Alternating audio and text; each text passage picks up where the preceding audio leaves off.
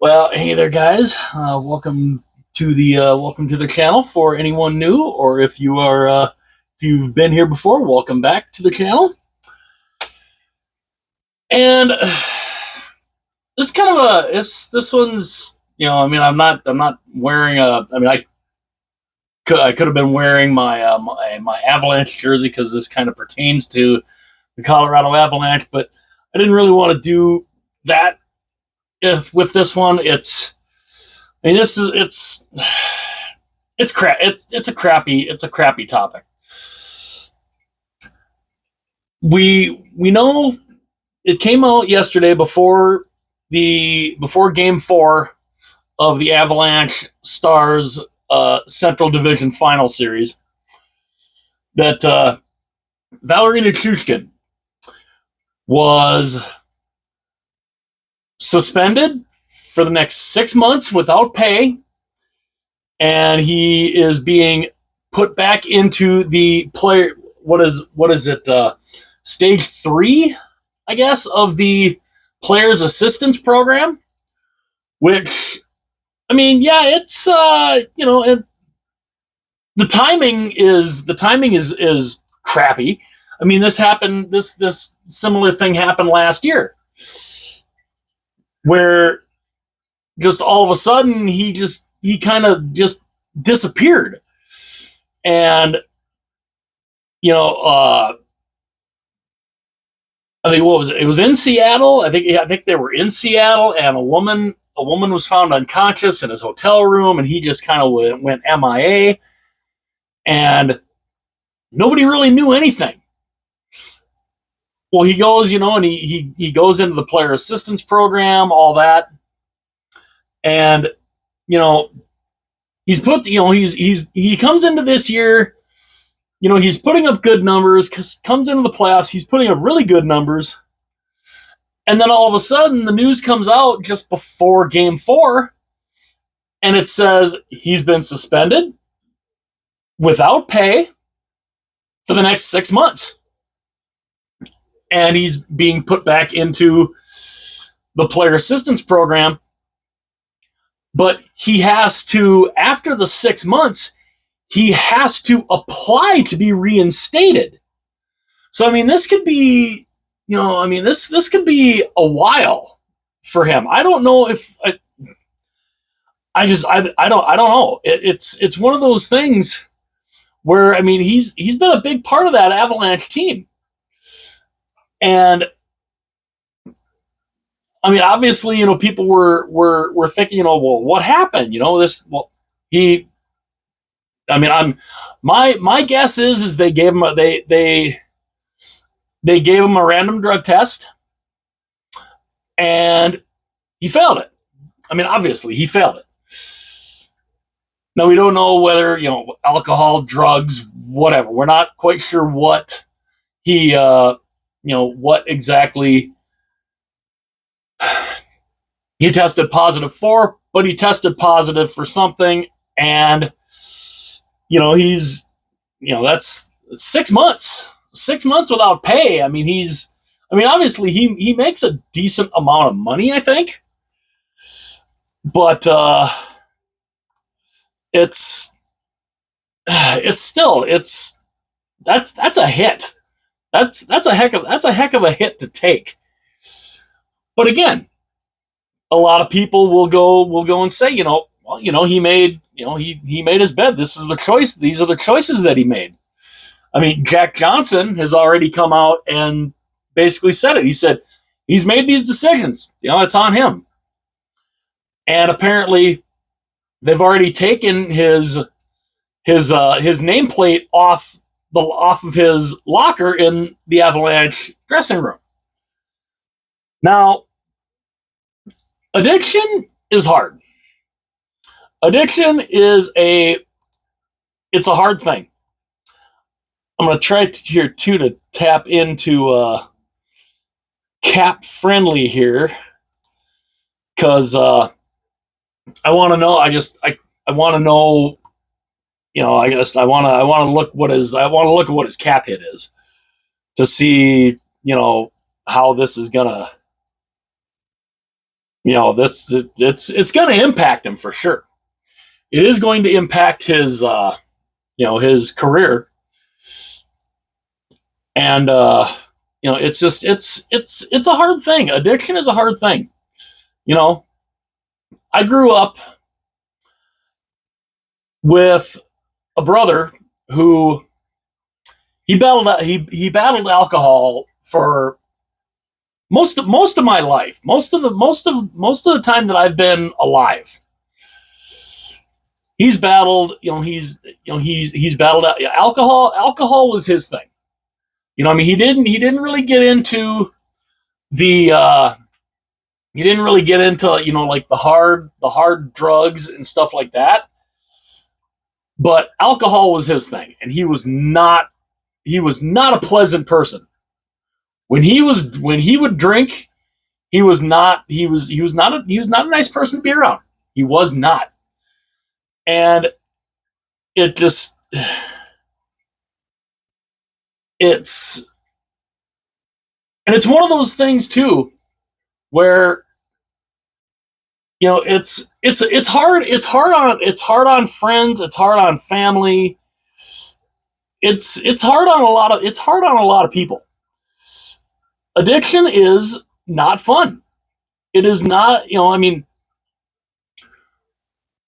there was a chunk of time where I didn't talk to my brother for years. After our mom passed away in 2014, he really fell into the bottle. I mean, he really fell into it. And because of the way he was, a lot of the family didn't like him. They didn't want hardly, they tried to help whatever we could do. Nothing would work. And it just, it was a crappy kind of thing. And it's just, and it is, it's a sucky thing. It really is. It is not a fun thing fun thing to deal with. I mean, we get that, um, it's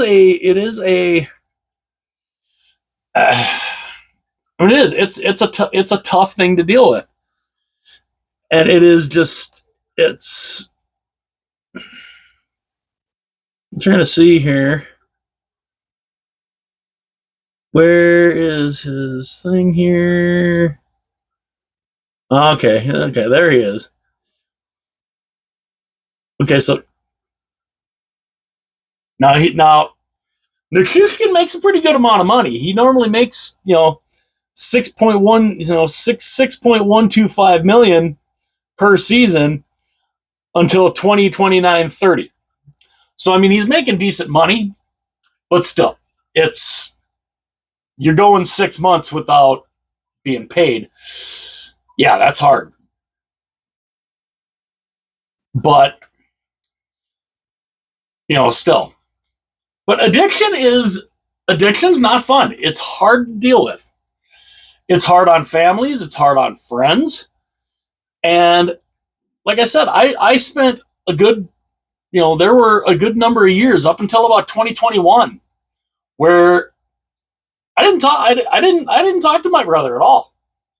We just, he was not a pleasant person to be around. He would get, you know, you know, I mean, basically, abusive. He would get abusive, punch holes in walls, break furniture, all that stuff. And I remember that, leading up to when my wife and I were getting married. This was 2018. We were getting, planning the wedding, all that stuff. I remember saying to her, you know, should I send an invite to Mike, my brother? And I struggled with that for a long time. I really, for a good few months. I struggled with the thought, do I send him an invite? Because I knew normally how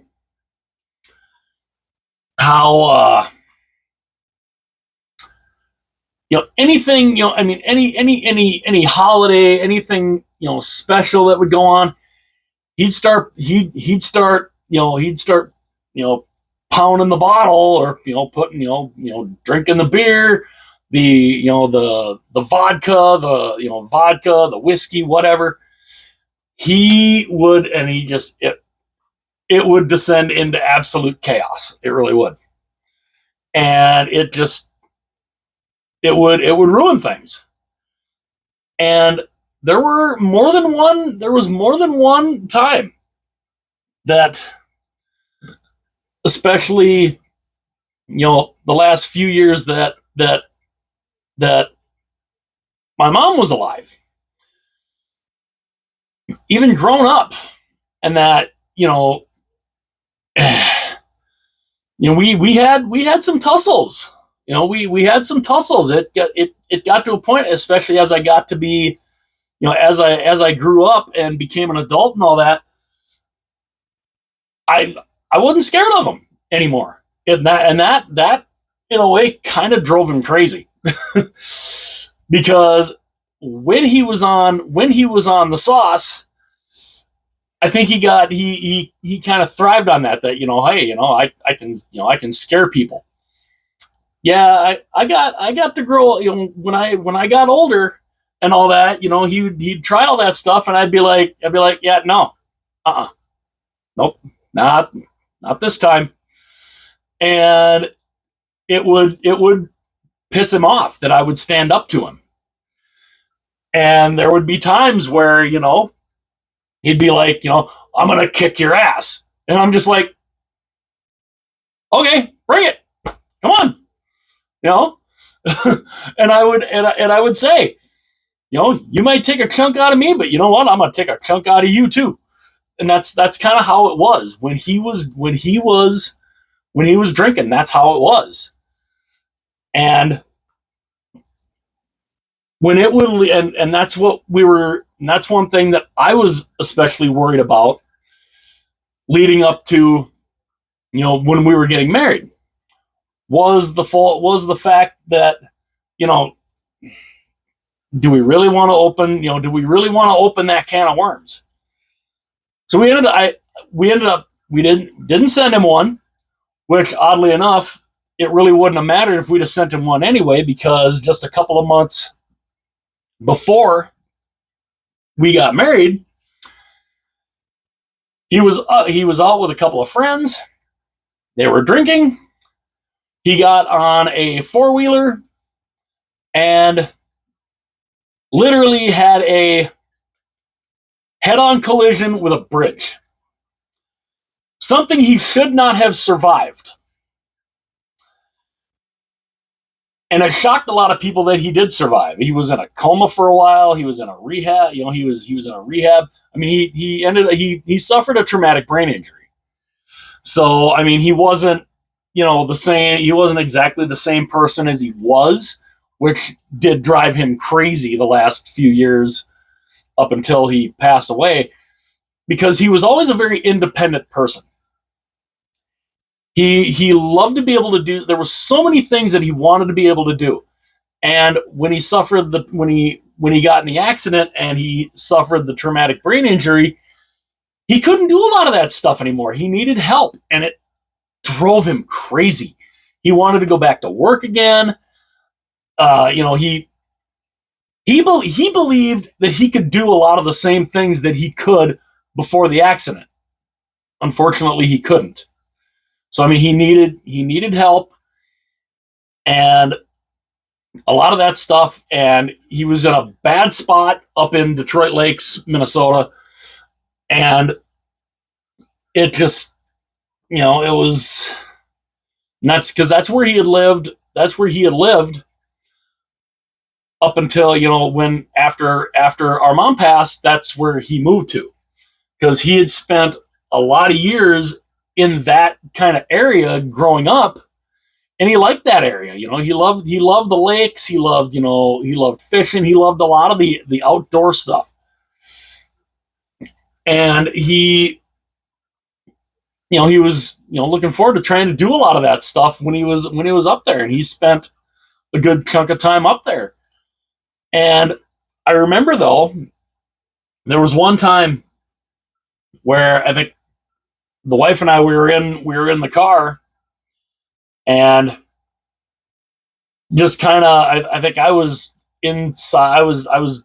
I ran inside. I ran in to grab something. I left my phone in the car, and apparently when I was inside, the phone rang, and it was him. Well, she answered, and and they talked for a little bit. He was kind of like, who are you, and and she's just like, well, who are you? And she's like, I'm Larry's brother. And she's like, well, I'm Larry's wife. And he's just like, wait, wife? What? So when I got back into the car, she goes and hands me the phone, and I'm like, who's on the phone? She's like, talk to your brother. I'm just like, oh God. I'm like, oh hell.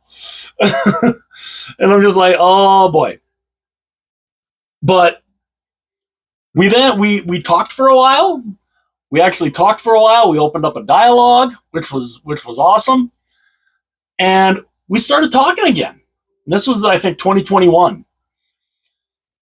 It was kind of late, summer of 2021, somewhere in there. And we started talking again. And, we found out, especially after his accident, he couldn't really, he backed off the drinking a lot. That accident really did a number on him, because some of the meds that he was on, he would have seizures now and then. And some of those meds, if he drank, he would get wicked sick. So, he couldn't drink like he used to. Which ended up being a really good thing, because he didn't exactly feel, he didn't feel good when he would get, sick like that. And would he still drink every now and then? Yeah, he would. As was, when he passed away, when he unexpectedly kind of passed away, we found a couple of small bottles of Fireball we found one bottle of Fireball that we found that he had, but then we found a smaller bottle that he actually had under his mattress. And he hadn't taken a drink out of them. And he had them for a while. And he was just like, I don't know. But we ended up, and yes, I am kind of jumping, I'm kind of jumping all around here, talking about him and his, and his addiction problems. But when we actually finally, saw each other in person for the first time since like 2014, basically, it was incredible. It was incredible. And, from that point on, we helped get him out of Detroit Lakes. We got him down closer to us here. And, we'd have, I'd go and get him, he'd, come over for dinner, holidays, whatever. And it was incredible. It really was. And we ended up having that brother type relationship that I wish we always could have had. But again, alcohol and addiction, it just. And one of the big things that I know he had talked about, and I know I wanted to do also, was, we said, we sat down and we talked about all the crap that had happened all those years before. How, when he was drinking, he'd said, he wasn't a nice person, this, that, and the other, all that stuff. And we were able to talk about that. And we were able to say, hey, what happened then? That's then. Let's leave the past BS right where that should be. Leave it there. Move forward. And try to have, the best relationship we possibly could. And I can safely say we did. And I know I was very, very, very glad that, we had those 3 years that, we had a chance to, to bury the hatchet and all of that stuff. And, and when we found out that he had passed away, I literally thought, I'm like, no way. Because I'm like, how the heck did he die? He survived a head-on collision with a bridge that he shouldn't have survived. But, he just, and he was young too. I mean, he was only 52, a relatively fresh 52, I mean, he turned 52 just in this past January. And, I mean, unexpected, didn't expect, any of that. And it was, and it's one of those things though, where I'm so glad that we had that chance to make amends for all of those years of absolute craziness, chaos, BS, all that. And we said, you know what, what happened. But we got to make up for it. We made up for that lost time, and it was absolutely incredible. And there's a lot of there's a lot of things that that I have to credit him for. The type of music that I listen to, the fact that I'm such a huge hockey nut. He played hockey for so many years. And I was always one of his biggest fans. And I remember, and I do remember this because he still remembered this, even after, him having the accident and the traumatic brain injury. He still remembered when he used to play hockey. I feel like, there's me, 6, 7 years old. He's all playing hockey, playing a hockey game, on the park board team that he was, Pee-wee's, Bantams, whatever he was. And he'd go and he would get a penalty called on him. And I still laugh at it because I'm like, oh yeah, of course I would do this. Because he would remember it, because he could hear it coming from me from the stands. Referee'd call a penalty on him, he'd be going to the box, and there's little 6, 7-year-old me doing basically what the crowd likes to do when a penalty is called on the home team. There's little 6, 7-year-old Larry, ref, you suck. and of course, our mom would just be like, Larry, sit down. And I'm just like, they just call a penalty on him. He sucks. I still remember that stuff, and he remembered it, which was even more awesome. And I'm like, yeah, that sounds about right. That sounds like I would. Gotta defend the brother. Gotta defend your brother, right? So yeah, I'd holler that I'd say how the refs sucked, or the whole there was even a song that was made up by a lot of the players on his team. The 3 blind mice, 3 blind refs. And they talk about, how blind the referees are. And it was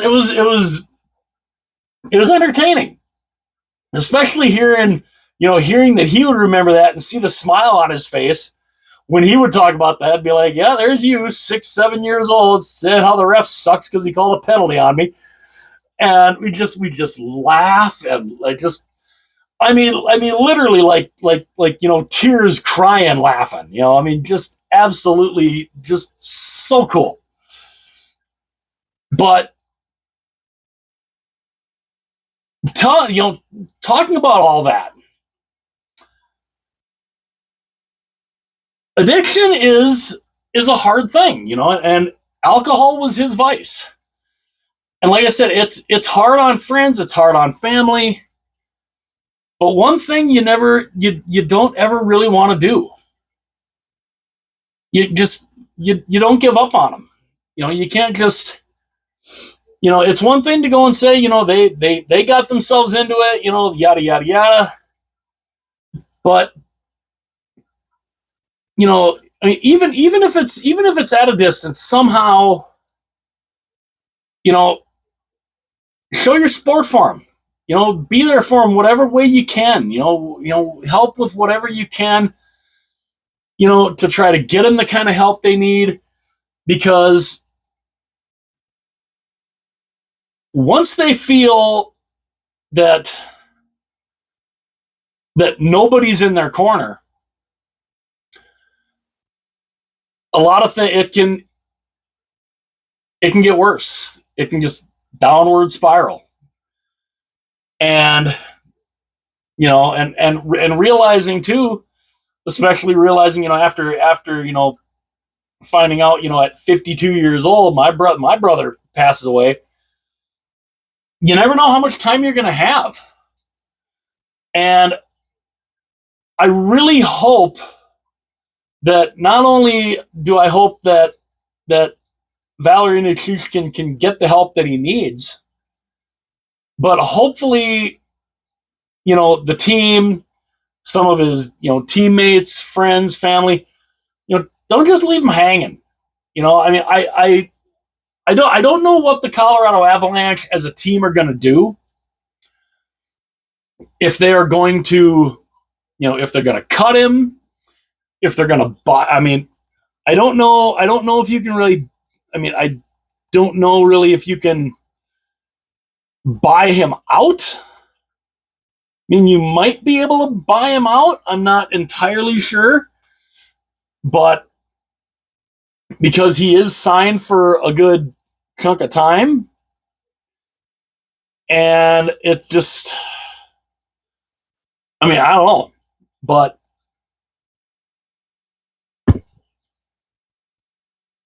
I just hope that all of his friends and teammates just don't just abandon him. Don't just let him sit there and swing in the wind. Because he is going to need that time. He's going to need he's going to need help. He's going to need just whatever assistance he can get. And I hope that the player assistance program can help him with this. But it's a rough thing.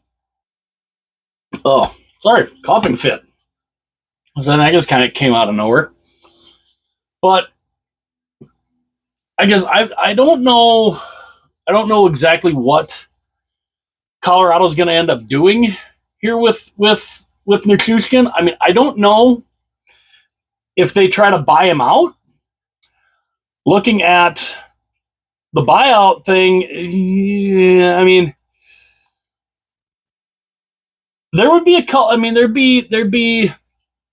be a couple of years that could be a little bit of a hit, because he's got 6 years left on his current contract,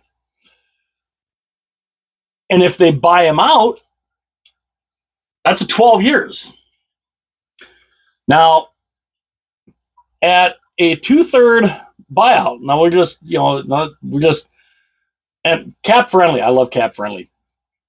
I'm just saying for the heck of it, buyout date. We'll just leave the buyout date there as June 15th, 2024. The buyout length, of course, would be 12 years. Now, the Avalanche technically would be saving over $10 million. And they would actually be saving if they bought him out for 2024-25, they would actually be saving $180,556. But then the cap hits for 25-26, the cap hit is $519,444. Then we get into some of the other numbers here. 26-27, little over $3 million. 2027-28 is the same one, $3,019,444. So for 2026-27 and 27-28, the cap hit is just a little over that, is $3,019,444.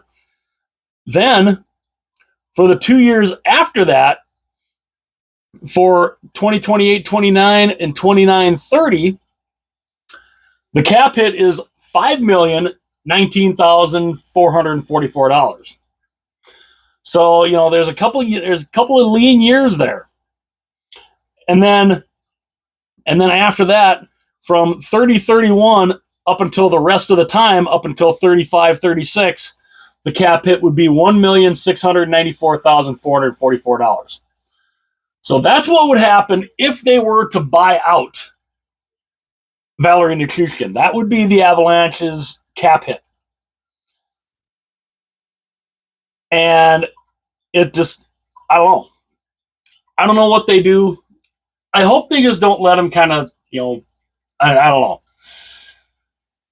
I mean, this is the second year that he is missing because of a negative, drug or alcohol test, whatever it is. But if you're close to him, family, friends, teammates, whatever, I mean, I don't know.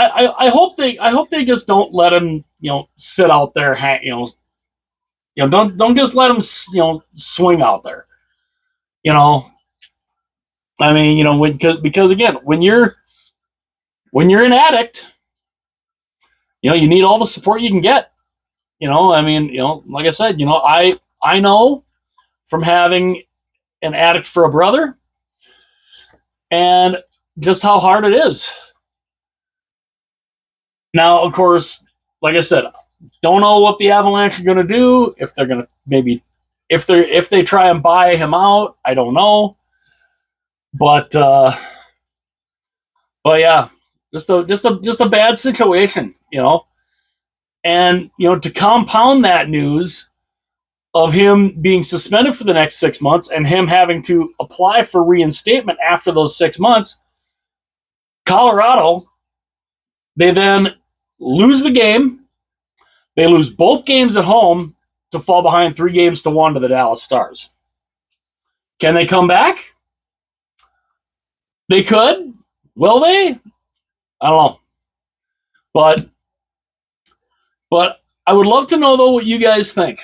I mean, have any of you guys had family, have friends that have been, that have had demons like that have had the addiction demons? I'd love to know what you guys think. And, I thank you guys for indulging me for the last 35 minutes talking about, a lot of, the personal experiences that I had of watching my brother battle this addiction for, a good chunk of his life. And if you do have friends or family that are going through this and you've gone years without, conversing, whatever, do your damnedest to try to make up for it. Because if he would have passed away and we wouldn't have had a chance to have, buried all that all that crap from the past, and we wouldn't have had a chance to bury that hatchet. That would have stuck in here for a long time for me, because I would have been like, didn't have a chance to make up for it. So you always got to take that into account. Not every day is guaranteed. And, I was expecting to, have him around for, for a good, long while yet. But, good Lord had some other plans. And, so if you're in a situation like that, do your damnedest to try to make up for whatever, whatever animosity there was, try to bury that hatchet. And again, let me know what you guys think in the comments section. If you've been in similar situations, whether you've had a brother, sister, aunts, uncles who, have been hit by the addiction bug. And and like I said, I hope I hope the Avalanche just don't leave Valeri Nichushkin just out there saying screw you, we're screw you, you're on your own kind of thing. Sometimes they do need that, but it always ends up helping knowing that somebody is there, even if it's from a distance, that somebody's in their corner to try and help them through whatever's going on. So I thank you guys for for indulging me for now 37 minutes, and yeah. So let me know in the comment section. Let me know that some of the battles that you guys have had, if you guys have gone through similar situations, whether it's with alcohol or drugs or whatever. I would love to know what you guys think in the comment section. And again, always try to, if there's any kind of animosity or whatever, try to find a way to bury all that, because you will regret it in the end if something ends up happening and you didn't get a chance to make amends for, or to bury the hatchet with that particular person, and they pass away. It's going to sit with you. I'm just very glad that I had the opportunity, that my brother and I had the opportunity to bury all that past BS, and for the last 3 years he was alive, to have that kind of brotherly relationship that we always should have wanted, that I always wish we would have had. We did finally get to have that, though, those last 3 years, and that was very very, very rewarding, and something I'll never forget. And he's hanging around. He's hanging around. He's hanging around. Which is another reason why I think I want to end up moving forward with the idea of doing of starting up the podcast, because he's basically the one that named it. He basically would be the one who named it. So that kind of makes me think that, yeah, I should move forward with that, because I think he would get a kick out of that. So again, let me know what you guys think. I thank you guys for being here, especially if you were able to make it all the way through from start to finish. If you are able to make it all the way through from start to finish, God, you guys rock. And yeah, so please like the video, hit that thumbs up. please also subscribe to the channel. That would be greatly, greatly appreciated. My brother would greatly appreciate that also. And yeah, let me know, let me know your guys' battles with, whether it's yourself or whether it's other friends or family that have battled addictions. And let me know also what you think about, what the Colorado Avalanche might do with Valeri Nichushkin. Do they buy him out? What do they do? Let me know what you guys think. Again, I thank you guys very, very much. And yeah, never forget to try to, whatever happened in the past, find a way to talk it through and, be able to get that type of relationship back again. Because you never know because if you don't, you're going to end up regretting it. Let me know what you guys think. I will see you guys later.